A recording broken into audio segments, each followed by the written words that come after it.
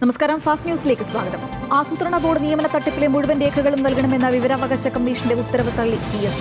എഴുത്തു പരീക്ഷകളുടെയും അഭിമുഖത്തിന്റെയും മാർക്കുകൾ വെളിപ്പെടുത്താനാകില്ല എന്ന ഉദ്യോഗാർത്ഥികൾക്ക് മറുപടി. വിവരാവകാശ കമ്മീഷന്റെ ഉത്തരവിനെതിരെ PSC അപ്പീൽ നൽകും. ക്രൈംബ്രാഞ്ച് സംഘം PSC ആസ്ഥാനത്തെത്തി നിർണായക രേഖകൾ പരിശോധിച്ചു.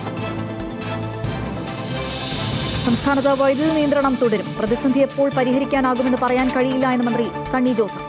ഉപഭോഗം കുത്തനെ കൂടിയതും കേന്ദ്രവിഹിതം കുറഞ്ഞതും പ്രതിസന്ധി. ഹ്രസ്വകാല കരാറിൽ കൂടിയ വിലയിൽ വൈദ്യുതി വാങ്ങാൻ ശ്രമം. നിയന്ത്രണങ്ങളിൽ ജനങ്ങൾ സഹകരിക്കണമെന്നും മന്ത്രി. UDF വന്നതോടെ സംസ്ഥാനത്ത് പവർ കട്ടെന്ന് ബിനോയ് വിശ്വം. പ്രതിപക്ഷ ഉപനേതൃ പദവിയിൽ മുഖ്യമന്ത്രിയുടെ വിമർശനത്തിൽ പ്രതികരിച്ചു CPI സംസ്ഥാന secretary Binoy Viswam. Power cut എന്ന് ചോദിക്കുമ്പോൾ ഉപനേതൃ പദവി എന്നല്ല മറുപടി പറയേണ്ടത്. ഒരധ്യായവും അടഞ്ഞ അധ്യായമല്ല, ഒന്നിനും ഫുൾ സ്റ്റോപ്പില്ലെന്നും അദ്ദേഹം പറഞ്ഞു. തമിഴ്നാട്ടിലെ കൂടംകുളം ആണവ നിലയവുമായി ബന്ധപ്പെട്ട രേഖകൾ ചോർന്ന ഡാർക്ക് വെബിലെത്തിയ സംഭവത്തിൽ ആശങ്ക വേണ്ട എന്ന nuclear power corporation of India. ചോർന്ന രേഖകൾ ആണവ റിയാക്ടറുകളുടെ പ്രധാന സുരക്ഷാ സംവിധാനങ്ങളുമായോ ആണവ സുരക്ഷയുമായോ ബന്ധപ്പെട്ടതല്ല എന്നും പ്രധാന വിവരങ്ങൾ സുരക്ഷിതമെന്നും അധികൃതർ വ്യക്തമാക്കി. തെരഞ്ഞെടുപ്പ് ഫണ്ട് തട്ടിപ്പിൽ പ്രതിരോധത്തിലായി BJP സംസ്ഥാന നേതൃത്വം. 140 മണ്ഡലങ്ങളിലെയും തെരഞ്ഞെടുപ്പ് ഫണ്ട് വിനിയോഗത്തിൽ സമഗ്ര അന്വേഷണം വേണമെന്നാണ് ഒരു വിഭാഗം നേതാക്കളുടെ ആവശ്യം.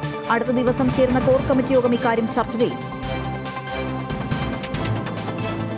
5 പതിറ്റാണ്ട് കാലത്തെ അനിശ്ചിതത്വത്തിനും ഭൂതർക്കങ്ങൾക്കുമൊടുവിൽ പാരിയത്തുകാവ് ഉന്നതിയിലെ 7 കുടുംബങ്ങൾക്കും വീടൊരുങ്ങുന്നു. 1000 സ്ക്വയർ ഫീറ്റിൽ കുറയാത്ത വീടുകളുടെ നിർമ്മാണത്തിന് മന്ത്രി റോജി M. ജോണിന്റെ നേതൃത്വത്തിൽ തറക്കല്ലിട്ടു. നിർമ്മാണം പൂർത്തിയാക്കുന്നതുവരെ 7 കുടുംബങ്ങളും നിലവിലെ വീടുകളിൽ തുടരും. മ്യാൻമർ തീരത്ത് അഭയാർത്ഥികളുമായി പോയ ബോട്ടുകൾ മുങ്ങി 500-ലധികം പേർ മരിച്ചു. റോഹിൻഗ്യൻ അഭയാർത്ഥികൾ സഞ്ചരിച്ച 2 ബോട്ടുകൾ മറിഞ്ഞാണ് അപകടമുണ്ടായത്.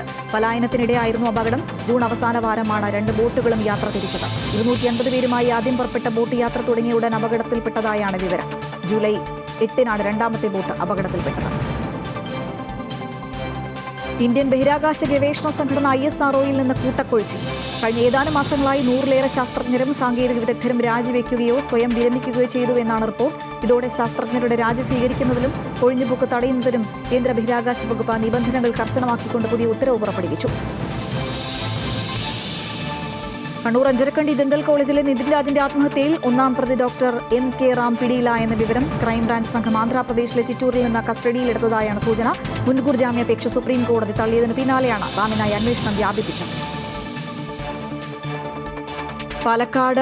കേരളത്തെ നടുക്കിയ പാലക്കാട് പോത്തുണ്ടി നെന്മാറ ഇരട്ടക്കൊലക്കേസിൽ പ്രതി ചെന്താമരയുടെ ശിക്ഷാവിധി തിങ്കളാഴ്ച.